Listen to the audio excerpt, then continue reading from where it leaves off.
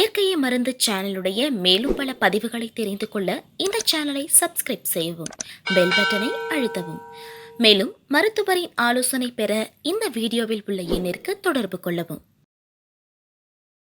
இயற்கை மருந்துகளுக்கு வணக்கம். நம்முடைய அருகில் பாரம்பரிய சித்த வைத்தியர் மதிப்புரிய வேண்டிய செய்யார். காது சார்ந்த பிரச்சனைகள், காதில் என்னென்ன பிரச்சனை வரும்? காதில் சீல் வடியும், காதில் வலிக்கும், காதில் ஓட்ட விழும், காது ரிங்கார மாதிரி சவுண்ட் இருக்கும், அதே மாதிரி ஒரு மாதிரியான ஒலி இருக்கும், கையின் விசில் சவுண்ட் அடிக்கும். இது மாதிரி காதில் எண்ணற்ற பிரச்சனைகள் வரும். இதுக்கு என்ன தீர்வு இருக்குன்றதை இந்த காணொலியில் தெளிவாக பார்க்க போகலாம்.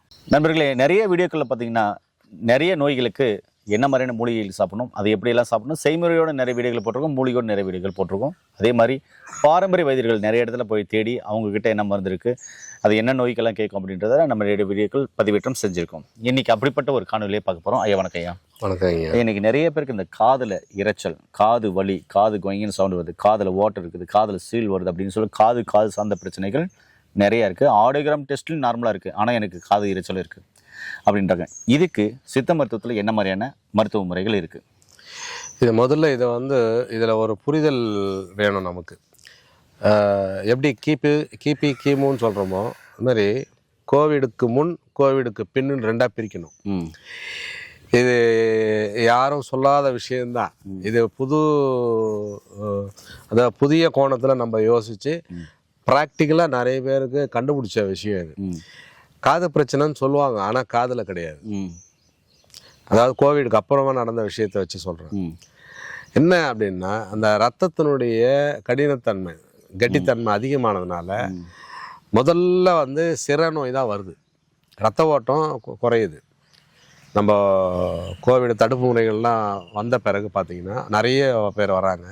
எல்லாம் பார்த்திங்கன்னா அந்த ரத்தத்தினுடைய பிளட்டோட விஸ்காசிட்டி கூடி போயிட்டு ரத்த ஓட்டம் ரொம்ப மெதுவாக இருக்குது. அதில் முதல்ல பாதிக்கிறது சிரம், அதாவது மெமரி லாஸ் ஆகிறது. மூளைக்கு ரத்த ஓட்டம் இல்லைனாலே பல பிரச்சனைகள் வரும். நம்மளுடைய மோட்டார் சிஸ்டமே ஸ்லோ டவுன் ஆகிடும். எப்போ பாரு அடிச்சு போட்டாமல் அப்படியே இருப்பாங்க. காரணம் என்ன? ரத்த ஓட்டம்.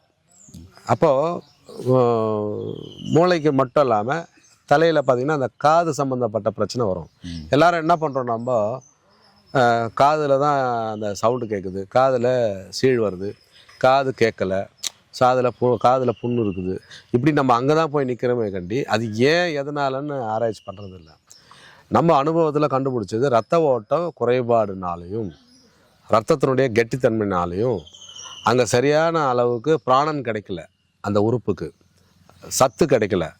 அப்படின்னும் போது காது சம்மந்தப்பட்ட பிரச்சனை வருது. அப்போது நம்ம இந்த சொட்டு மருந்து காதுக்குண்டான ட்ரீட்மெண்ட்டை எடுக்கிறதோட சேர்த்து அதோட ரூட் காஸ் என்ன?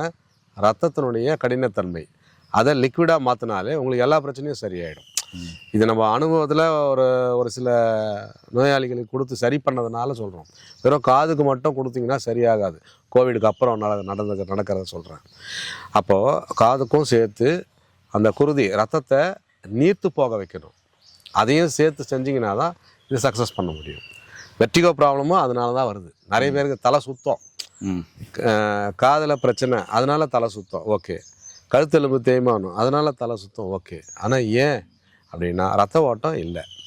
ஸோ இது நீங்கள் காதுக்கு வெர்டிகோவுக்கு ட்ரீட்மெண்ட் எடுக்கும்போது அந்த ரத்தத்தை துரிதப்படுத்தக்கூடிய நீர்த்து போகக்கூடிய மருந்துகளையும் மருத்துவர்கிட்ட கேட்டு வாங்கி இதை சாப்பிட்டு அதை சரி பண்ணிங்கன்னா வெகு விரைவில் நம்ம இந்த பிரச்சனையிலேருந்து மீண்டும் வரலாம், திரும்ப வராது.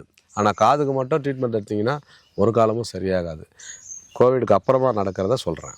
சரிங்க ஐயா, இப்போ இந்த மருந்துகளை எப்படி யூஸ் பண்ண சொல்லுங்களேன். இது தினமும் இரவில் ஒரு வேலைக்குங்க ஐயா. ஒரு கழிச்சு படுத்துட்டு ஒரு காதில் ஒரு 2 சொட்டு 3 சொட்டு விட்டுட்டு 10 நிமிஷம் கழித்து பஞ்சை வச்சுட்டு மறுபக்கம் ஒரு கழிச்சு படுத்துட்டு திரும்ப ஒரு 2 சொட்டு இல்லை 3 சொட்டு விடலாம். அதுக்கு மேலே வேண்டாம். ஒரு 10 நிமிஷம் கழித்து பஞ்சு வச்சுட்டு திருப்பி நார்மல் பொசிஷனுக்கு மல்லாக்க படுத்துக்கலாம். இது எப்போ? இரவு மட்டும்? இரவு ஒரு வேலைக்கு மட்டும் விட்டால் போதும் ஐயா. ஓகே. பகலில் தேவையில்லை. இது தேவையில்லை. இது காலை இரவு 2 வேளை தேனில் ஒரு 1/4 ஸ்பூன் அளவு, 1 கிராம் அளவு உணவுக்கு முன்னாடி தேனில் குழச்சி எடுத்துக்கோங்க. இது பார்த்திங்கன்னா நிறைய மிராக்கிள் பண்ணியிருக்கு நமக்கு. அதாவது ஆம்புலன்ஸ் எமர்ஜென்சிக்கு கூட்டிகிட்டு போவாங்க. அந்த அளவுக்கு மயக்கம் போட்டு விழுந்துட்டு இது 2 வாரத்துலலாம் சரி பண்ணியிருக்கு. வெர்டிகோ ப்ராப்ளம் வித்தின் 2 வீக்ஸ்லேயே நார்மல் பண்ணியிருக்கு. ஓகே. கூட இது ட்ராப்ஸ் ரெண்டும் சேர்த்து எடுக்கும்போது வெகு விரைவில் அந்த வெர்டிகோங்கிற அந்த பிரச்சனை வந்து மீண்டும் வெளியே வரலாம், வெளியே வந்துடலாம். ஏன்னா நண்பர்களே, உங்களுக்கும் காது சார்ந்த பிரச்சனைகள், வெர்டிகோ சம்பந்தமான பிரச்சனை இருக்கா? யோசிக்க வேண்டாம். கீழே போகிற நம்பருக்கு கால் பண்ணுங்கள். படித்த பட்டதாரி மருத்துவம் மூலமாக கொடுக்குற இந்த மருந்துகளையும் ஆலோசனை பெற்று நோய் நொடி இல்லாமல் ஆரோக்கியமாக வாழுங்க. மீண்டும் அருமையான பதிவு சந்திக்கலாம். நன்றி, வணக்கம். வணக்கம் ஐயா.